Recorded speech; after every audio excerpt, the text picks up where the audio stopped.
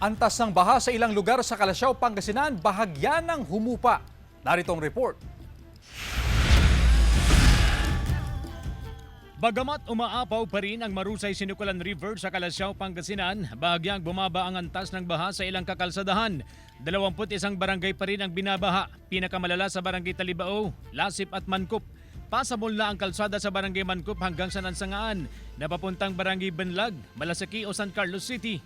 We can pass at our own risk, pero iba yung pag-iingat lamang po dahil kapansin-pansin po na yung ibang mga kalsada natin ay nagkaroon ng bako-bako, may mga maliliit na bato-bato na kung saan pwedeng makakos po yan ng pagkadulas o aksidente sa ating mga residente.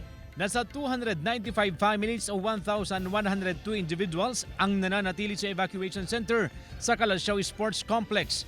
Nagkaroon ng misa kahapon, film showing sa gabi, at kaninang umaga ay nagkaroon ng magic performance at games para sa mga bata upang malibang ang mga evacuee. Para sa mga children, meron din po tayong spiritual para at least po hindi po nila maramdaman na may problema sila. Gusto po natin na iparamdam po sa kanila na hindi sila nag-iisa sa itong sakuna na nararamdaman nila. Mas maganda nga po yun kasi para hindi po maboring tapos mas nakakalimutan po namin yung yung mga problema po.